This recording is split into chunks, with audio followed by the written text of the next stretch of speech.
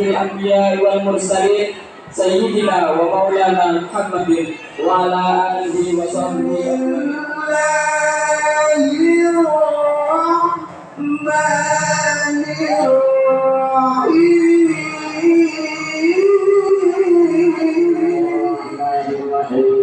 Allahumma inna nas'aluka al-huda wa salli ala sayyidina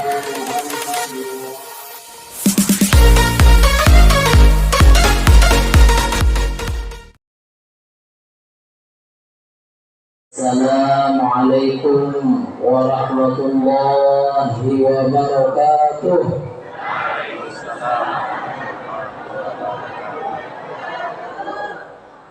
Lemes jawabannya ibu-ibu. Yang jawab salam saya doakan semoga cepat berangkat ke Mekah. Assalamualaikum warahmatullahi wabarakatuh.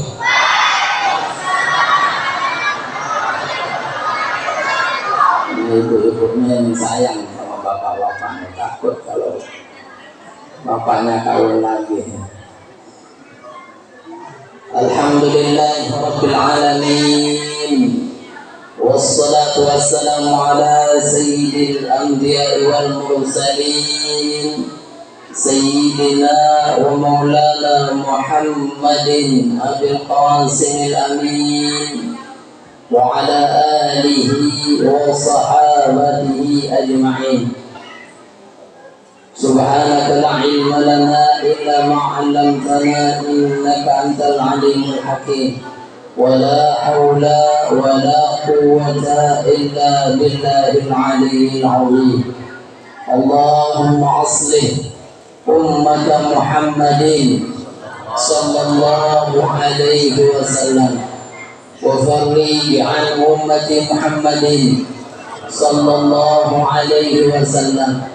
Warham ummat Muhammadin sallallahu alaihi wasallam wa anshur wahfaz wa ayyid nahdatal watan bil alamin bihaqqi Muhammadin sallallahu alaihi wasallam. Qala Allah ta'ala fi kitabihil karim subhanalladzi asra bi'abdihi laylan من المسجد الحرام إلى المسجد الأقصى الذي باركنا حوله لنريه من آياتنا إنه هو السميع البصير. وقال الإمام المرزوقي رحمه الله تعالى وقبل هجرة النبي الإسراء من مكة ليلا لقدس يدعى. صدق الله العظيم.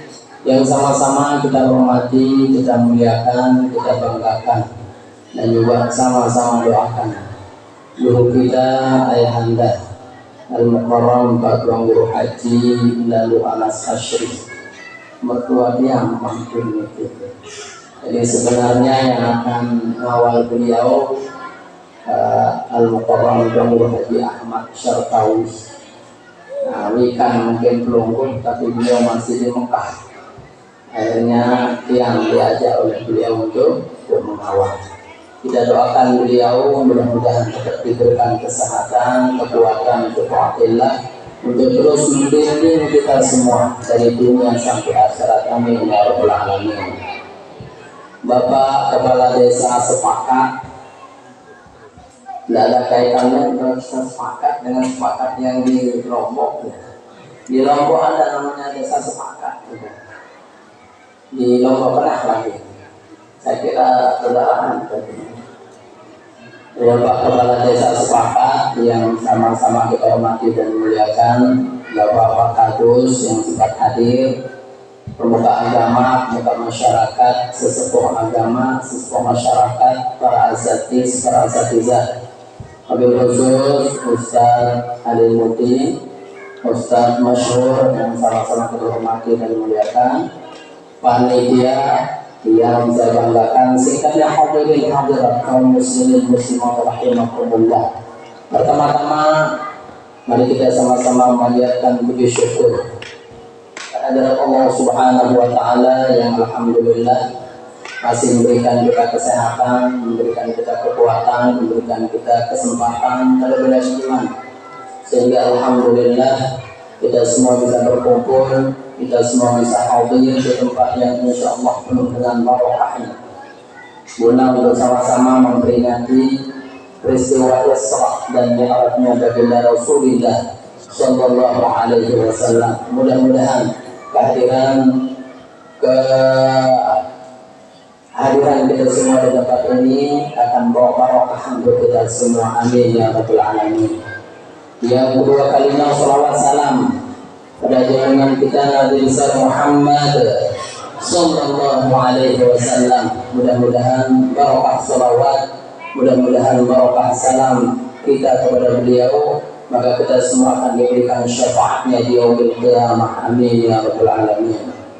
Hadirin kaum muslimin muslimat rahimakumullah, peristiwa Isra dan Mi'raj baginda Rasulullah Sallallahu Alaihi Wasallam di antara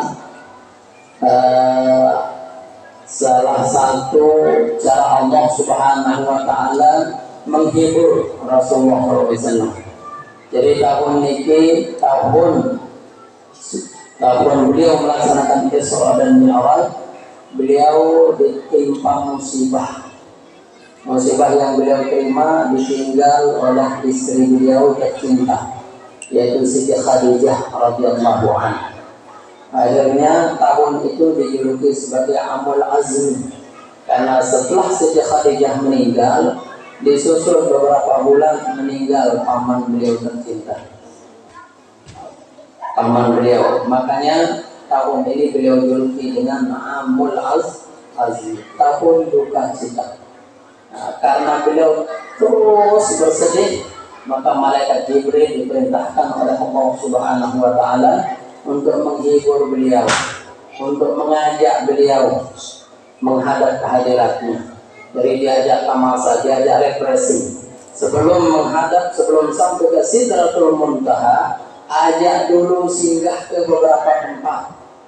Kata Allah, diajak ke Madinah, diajak ke Masjidil Aqsa, bahkan Baitul Laham, tempat lahirnya Nabi Isa alaihissalam, tempatnya Nabi Musa, beberapa tempat-tempat bersejarah lain untuk menghibur Rasulullah SAW. Nah, dari sini kita berpegang sunnah hukumnya kita menghibur saudara-saudara kita yang sedang susah. Jadi ibu-ibu kalau sedang susah, minta sama suaminya supaya diajak represi. Sering diajak represi, diajak ke masjid terapung misalnya, atau diajak ke, ada saya lewat tadi di pinggir pantai itu taman wisata. Jadi perlu represi biar tidak suntuk di rumah. Sering diajak represi bu, atau diajak ke ladang terus.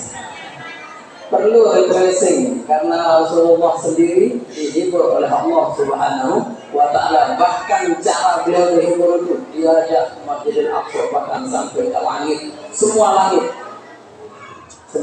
bahkan dipertemukan dengan nabi-nabi yang terdahulu sampai terakhir berjumpa dengan Allah Subhanahu Wa Taala. Kemudian menerima perintah sholat. Nah, ini perintah sholat ini yang paling tiang sebagai tiang agama, karena Rasulullah menjelaskan as-shalatu imadul tiang agama. Makanya yang pertama kali diwajibkan kita mengajarkan anak-anak, mudah-mudahan putra dan putri kita yang menjadi anak yang soleh dan solehah.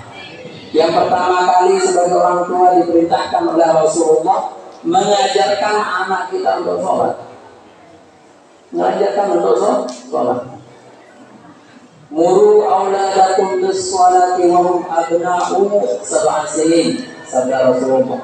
Perintahkan anak-anak untuk melaksanakan sholat jika sudah berumur 7 tahun. Anak-anak kita, jadi wajib kita sebagai orang tua memerintahkan anak kita untuk sholat apabila anak kita sudah berumur 7 tahun. Wadribuhum wa hum abna'u 10 sinin. Pukul dia kalau sudah berumur 10 tahun. Jadi kalau anak kita tidak mau sholat umur 10 tahun, boleh kita pukul. tapi pukulan yang tidak sampai melukai, sekedar menakut-nakuti lah. Jadi itu perintah Rasulullah Shallallahu Alaihi Wasallam. Kemudian lanjutan hadisnya, wasariquhum fil maqajid, kalau udah umur 7 tahun, pisahkan mereka tidur. Jangan kita tidur bareng anak kita. Kalau anak kita laki perempuan, pisahkan. Kalau kita dengan anak-anak kita, pisahkan. Jadi yang laki sama laki, yang perempuan. Atau sekalipun dia laki misalnya, jangan kita bareng tidur. Kenapa? Nanti kalau kita ada hajat sama istri kan susah, terganggu. Jangan-jangan dia cerita nanti di temannya kan, nggak tahu ngapain bapak saya semalam. Kalau di Lombok ada cerita ya, ada salah seorang guru ini memerintahkan anak muridnya untuk menghafal doa tidur. Kewajiban kalian besok menyetor hafalan doa mau tidur. Yang lancar setorannya saya kasih nilai 10. Yang kurang hafal, kurang lancar, saya kurangi nilainya. Akhirnya besoknya dipanggil satu-satu. Yang pertama Ahmad maju, baca doa sebelum tidur. Bismillahirrahmanirrahim. Bismillahirrahmanirrahim. Ya wa amut. Dapat nilai 10. Kemudian yang kedua maju. Bismillahirrahmanirrahim. Bismillahirrahmanirrahim. Ya wa amut. Yang ketiga Adi namanya. Pas dipanggil Adi, giliran pas dia maju, baca doa sebelum tidur. Bismillahirrahmanirrahim. Bismillahirrahmanirrahim. Jannibna syaitan wa jannib. Kata guru, kok kamu baca doanya seperti ini? Itu yang saya dengar dari bapak saya, dia bilang. Bahaya ya. Ternyata Rasulullah itu ada hikmahnya memerintahkan kita untuk pisah tidur dengan anak kita. Jadi kalau apa yang disabdakan Rasulullah itu pasti ada hikmahnya. Yang kedua, ada anak, ya apa namanya? Sama anak SD juga, tiba-tiba nangis saja di sekolah, dia nangis. Pipinya ini merah, ya pipinya yang kiri merah pipinya, kayak bengkak. Dilihat oleh gurunya, ya kenapa? Nah, ini kok sedih sampai pipinya bengkak. Namanya guru kalau melihat muridnya sedih, pasti dia mau menghibur kan. Hanya dia dekati. Kenapa nak kok menangis? Kenapa ini kok bengkak? Semalam ditempelin sama bapak saya. Oh, kenapa kamu nakal? Coba kamu nggak nakal, ya ditempelin. Saya nggak nakal, dia bilang. Nggak mungkin seorang bapak menempelin anaknya kalau anaknya nggak nakal. Benar, nggak bisa nakal. Terus gimana ceritanya kalau kamu ditempelin? Semalam setelah bapak matiin lampu, kira-kira 5 menit saya dipanggil. Tadi karena saya dipanggil saya, iya kan? Oh lama sih, sekitar 5 menit lagi dipanggil lagi. Tadi saya bilang iya. Sampai 5 kali dia manggil, saya selalu bilang iya. Tiba-tiba bangun bapak saya, langsung ditempelin. Ngerti gurunya. Oh kemungkinan bapaknya ini semalam ada hajat sama ibunya, tapi karena nggak tidur makanya ditempelin. Akhirnya diajarkan oleh gurunya, tapi ini ajaran yang menyesatkan, nggak boleh diikuti oleh guru. Kata gurunya, oh kalau begitu begini besok ya. Kalau misalnya kamu dipanggil lagi seperti semalam, kamu pura-pura tidur aja. Oh iya, namanya anak murid diperintahkan oleh guru, cepat dia nurut. Tapi kalau diperintahkan sama orang tua kadang-kadang susah nurut itu anak-anak. Makanya wajib kita menyekolahkan anak-anak kita. Akhirnya besok kalau kamu dipanggil seperti kejadian semalam, kamu pura-pura aja tidur, jangan bilang dia. Oh iya deh, kata anak tersebut. Pas kejadian malam Jumat malam barokah. Malam Jumat benar pas jam 10 dimatiin lampunya sama bapaknya. Setelah kurang lebih 10 menit Adi diam, dia gak berani. 5 menit lagi dipanggil, Adi diam. Sampai 3 kali dipanggil nggak pernah nyaut. Akhirnya bapaknya langsung dia menyapa istrinya. Kayaknya anak kita udah tidur. Nggak ada kalau gitu, nggak apa, silakan. Nah, akhirnya lanjut apa yang harus berlanjut. Tiba-tiba setelah lama, ayo kita pindah ke kamar sebelah, kata bapaknya. Ayo, kata ibunya. Ikut, kata anaknya tadi. Astagfirullahaladzim. Nah, makanya Rasulullah itu mufarriqu bil mawajib. Jangan pisah tempat penjara, apa namanya? Pisah tidur kalau umur anak kita itu sudah 7 tahun. Karena bisa cerita dia. Nah, jadi intinya para jemaah sekalian, ibadah sholat ini ibadah yang paling utama. Itu yang Rasulullah terima ketika melaksanakan sholat dan mi'raj. Itu sebabnya anak-anak kita pertama kali diwajibkan untuk melaksanakan.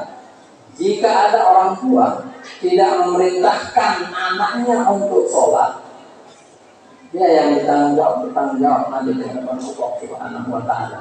Jadi wajib kita suruh silakan sholat. Terkait apakah dia mau atau tidak, itu urusan kedua. Kalau dia sholat 5 waktu, alhamdulillah. Kalau misalnya hanya 1 waktu, mungkin tidak apa-apa dulu karena dia lagi belajar. 2 waktu, maghrib sama isya saja. Subuh tidur terus, tidak apa-apa, biarkan aja itu. Karena lagi belajar, jangan langsung perintahkan harus. Kalau udah umur 10, nah baru takut-takut supaya dia terbiasa. Ini ada orang tua kadang-kadang memerintahkan anaknya sholat sudah umur 20 tahun.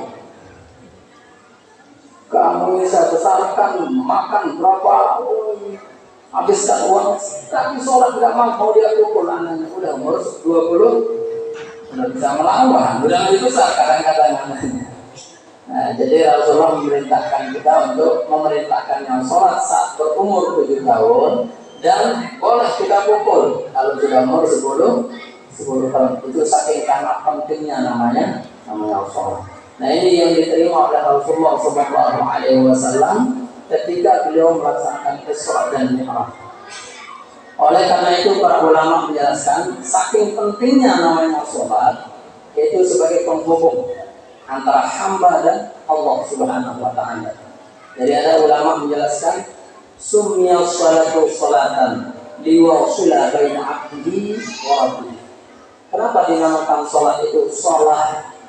Sholat kalau bahasa Arabnya sholat itu penyambung antara hamba dan Tuhan.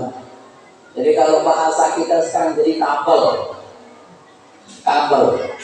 Kalau kabel tidak ada di masjid ini, apakah bisa nyala lampunya? Itu nggak bisa. Sekalipun kita pasang balon seberapa watt pun tidak akan bisa nyala. Tapi kalau ada kabelnya, baru akan bisa nyala. Nah, demikian juga kita kalau sholat tetap kita laksanakan, insya Allah cahaya iman kita itu akan terus tetap menyala. Tapi kalau misalnya kalau di dunia, kalau listrik, kadang-kadang ada kabel tapi tidak nyala juga, namanya korsleting kan, lebih parah. Kalau korsleting, tapi kalau lampu kan masih bisa diperbaiki, nggak tahu di mana tempat korsletingnya. Nah, kira-kira manusia, orang yang beriman, dia beriman tapi nggak mau sholat, banyak kan? Banyak orang yang beriman tapi nggak sholat, banyak kan? Islam atau agamanya apa? Islam. KTP-nya aja yang Islam, sholat enggak.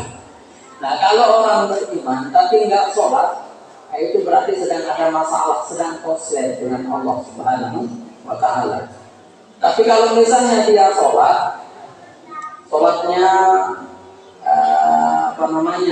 nggak full, dia sholat zuhur, asar, kadang sholat subuh, tidur, nggak ada sholat. Nah, itu sedang konslet dia.